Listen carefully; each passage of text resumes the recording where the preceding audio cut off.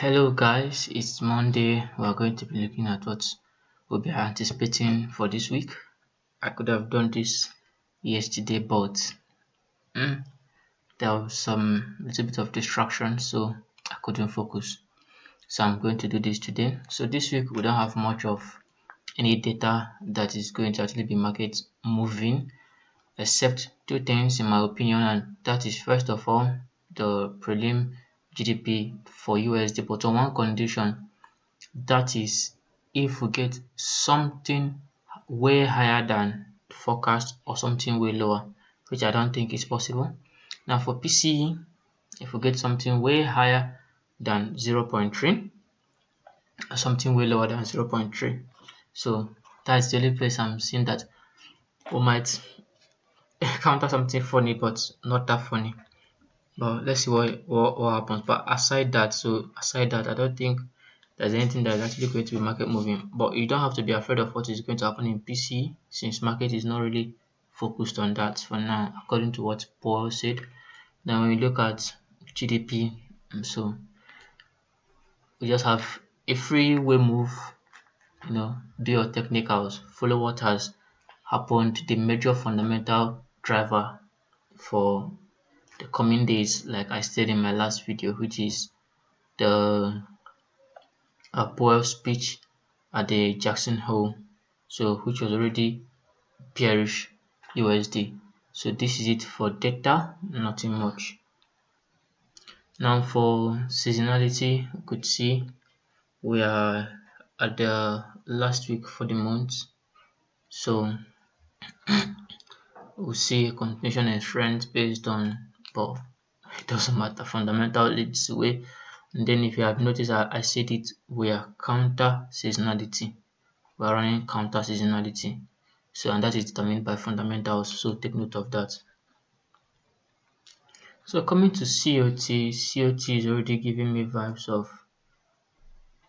dollar weakness. It's now giving me vibes of dollar weakness. I'm not seeing anything dollar strength from what I'm looking at for now. So I'm not seeing anything dollar strength. So it's giving vibes of dollar weakness. So let's see what happens. As you could see, like the non-commercials have actually been selling dollar, but I'm not seeing anything that looks like, oh, we're actually going to start seeing strength or something of that nature.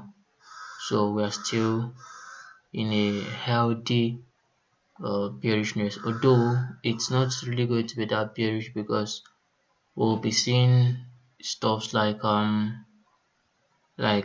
slow bearish move, more like very rangy bearish kind of. So it's not going to be like sporadic, except when we are having major news drivers. Get. Now let's look at DXY and the weekly time frame. We're looking at this level if we are going up, this level if we are going down. So we have taken note of that. Now for euro, we take note of the levels we might actually be looking out for when we are both bullish or bearish. So for bullishness, here is the easiest place that we are sure to get to. Now when you come to GBP, you see that here is also the easiest place we're actually going to get to. Also here, also if care is not taken. So if we go to the daily time frame, now you see we have Paul's dovish speech, which made this massive move here into this level. So I was telling one of my students that I'm going to see what a little bit of a rebalancing, then we'll continue going up. We're actually going to continue going up to somewhere here. I'm expecting market to take this PPI level, and then probably after some healthy retracement, we might actually continue to this place. Now if we get to Euro USD, so I want to see Euro USD continue up to this level, and then probably we'll go higher towards this level. Then maybe we might even get to this monthly FVG or something like that, but let's see how it goes.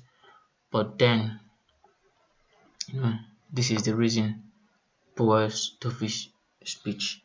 Now, if you look at the last video I released about who moves or who determines supply and demand, where I was explaining on why you have to listen to the central bank, because they are like the insider giving information on what is happening. You get. So let's look at DXY. If we look at DXY, you would see that there are significant levels I always used to flag off. The first place I flagged off was NFP, and you could see like it was a trend setter. Another thing that is going to be a trend setter again, it's this news. This very news. It's going to set the trend for a particular period of time. Maybe probably to this level or as far as here, but I see it setting the trend to up to this level is a trend setter. Now how it gets to here is now dependent on it, but I flagged it because this is like a trend setter. So let's see what happens from here. I want to see market continue to go down to this weekly level and probably to this place by the coming week. Now there's not much volatility, there's not much volatility. If you actually look at even our VIX, you will see that we are way down below any level of volatility. So fear has been has been down to a great level.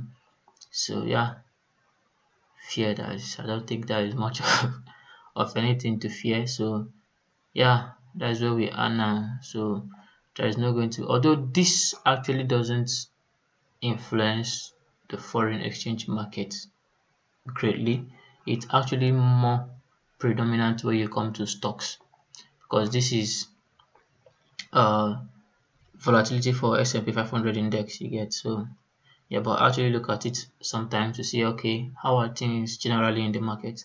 So as we could see, so we're just here now. This is the trend setter, so we'll continue to go bearish from here. So yeah, see you guys on our next video.